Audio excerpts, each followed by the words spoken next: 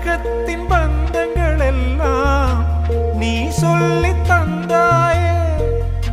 பிறப்புக்கும் இறப்புக்கும் இடையில் வழி நடத்தி சென்றாயே.